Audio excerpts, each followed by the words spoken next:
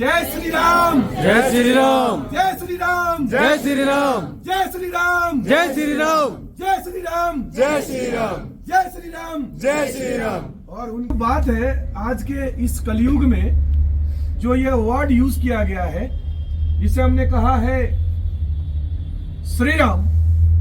श्री राम मात्र कहने से ही ऐसा लगता है कि जो हमारे अंदर का रावण है वह कुंठित हो रहा है और कहीं ना कहीं उसकी शक्ति छिड़ हो रही है। ऐसा लगता है कि सभी के अंदर में रावण नहीं है, पर मुझे ऐसा लगता है कि मेरे साथ साथ आप सबके अंदर रावण है, क्योंकि इसे वह वरदान मिला था कि सतयुग तक वह सबके मनों में वास करेगा। करना तो हमें सबकी चाहिए, क्योंकि हम भारतवर्ष में रहते हैं, क्योंकि हम इस देश के वासी हैं, क्योंकि हम इस देश के नागरिक हैं और इस देश का सबसे हेड, जो इस विश्व देश का हेड है और हम इस देश के नागरिक हैं, तो हमारा राजा के प्रति, इस देश के प्रति यह कर्तव्य बनता है। और चूंकि हम श्री राम को अपना आराध्य मानते हैं, आराध्य मानना समझिएगा, भगवान को आराध्य मानना, तो कुछ पलों के लिए हम इसमें इसी बहाने लीन हो रहे हैं आपके साथ में। देखो, इसका एकमात्र उद्देश्य है मेरा ये करने का आप लोग के साथ में, मैं के लिए वह रावण मर जाए। क्योंकि यह देखो, मैंने फिर बार बार कहा, श्री राम की परिभाषा अतुल्य है, उसे मेरे द्वारा परिभाषित नहीं किया जा सकता। जब श्री तुलसीदास जी परिभाषित नहीं कर पाए, वाल्मीकि जी परिभाषित नहीं कर पाए, बड़े बड़े वेद ज्ञाता नहीं कर पाए, आज विश्व के सबसे बड़े बड़े प्रखंड विद्वान उस भूमि पर आज एकत्रित होकर वो नहीं कर पा रहे हैं, तो हम और आप कहां कर पाएंगे। पर मुझे लगता है कि श्री राम दो शब्दों से मिलकर बना है, एक पुरुषोत्तम और दूसरा बलिदान। लोगों को लगता है कि पुरुषोत्तम राम ने जन्म लेने के साथ ही पुरुषोत्तम बने थे, तो मुझे लगता है कि ऐसा नहीं हुआ था। वो पुरुषोत्तम श्री राम नहीं बने थे। उन्होंने मनुष्य को, सभ्यता को एक शिक्षा दी थी कि सबसे पहले यदि आपको श्री राम बनना है तो आपको विभिन्न योनियों से भटकते हुए फिर आप श्री राम में जन्म ले सकते हैं। तो देखिएगा कि भगवान ने पहले कश्यप अवतार लिया, मीन अवतार लिया, मत्स्य अवतार लिया, उसके बाद नरसिंह का अवतार लिया, और नरसिंह का अवतार लेने के बाद फिर वामन अवतार लिया। मतलब देखो, आधा मनुष्य आधा शरीर, और उसके बाद फिर बालक का अवतार लिया, वामन अवतार लिया, और बालक लेने के बाद संपूर्ण मनुष्य में जन्म उनका श्री राम उसके बाद के त्रेता युग में हुआ। और इस त्रेता युग में उन्होंने ये हमें शिक्षा दी कि मैं श्री राम तो जन्म ले लिया राजा के घर में, इसलिए मुझे राजा कहा जाने लगा, लेकिन मैं राजा के घर में जन्म ले लूं, इसलिए उन्होंने एक प्रखंड रचा दुनिया को, समाज को दिखाने के लिए। उन्होंने कहा था कि मैं जब मनुष्य योनि में जन्म लूंगा तो मैं केवल शिक्षा देने के लिए जन्म लूंगा। तो उन्होंने एक प्रखंड रचा कि मैं राजा के घर में जन्म लेकर भी राजा नहीं हूं, पहले मेरे राजा बनने के लिए मुझे क्या करना पड़ेगा, कठिन तपस्या करना पड़ेगा। तब उन्होंने पूरा देश अति उल्लास के साथ, अति हर्ष के साथ, हर कोई सोचो, कल ही आपको भारत का प्रधानमंत्री बनाया जाने वाला है। आज रात को पूरा देश सजाया गया है और रातों रात कोई व्यक्ति आपको बुलाकर कहता है कि बेटे आप राजा नहीं बन सकते।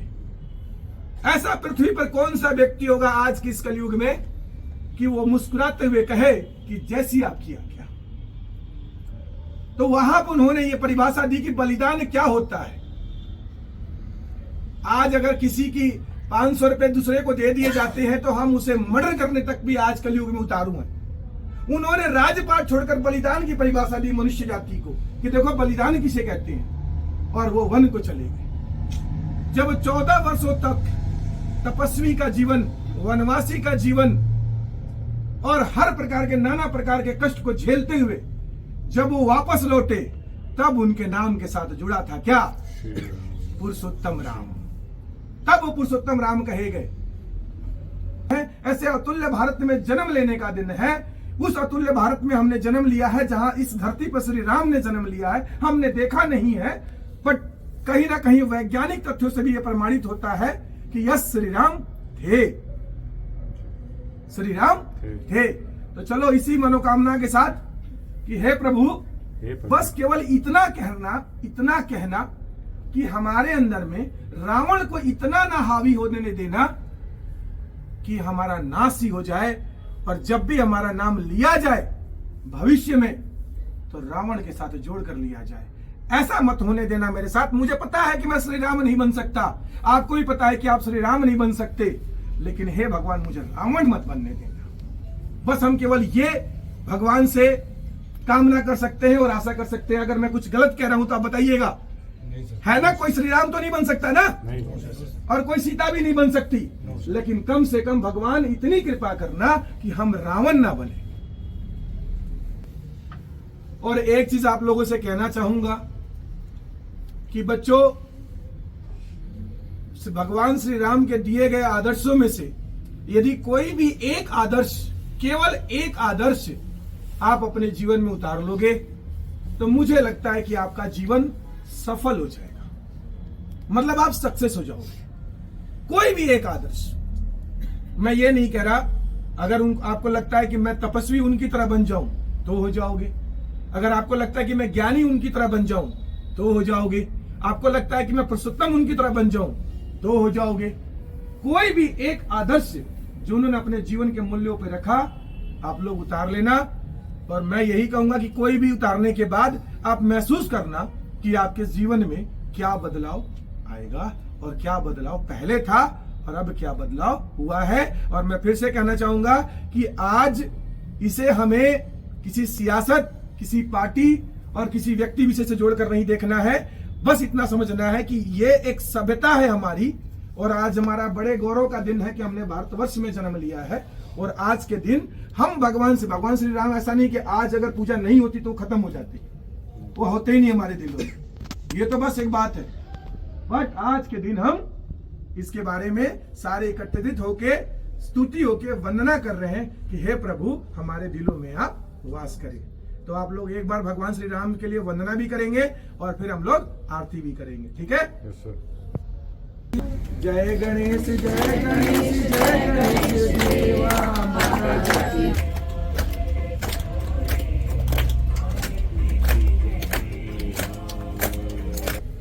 ओम भूर्भुवस्सुः तत्सवितुर्वरेण्यं भर्गो देवस्य धीमहि धियो यो नः प्रचोदयात्।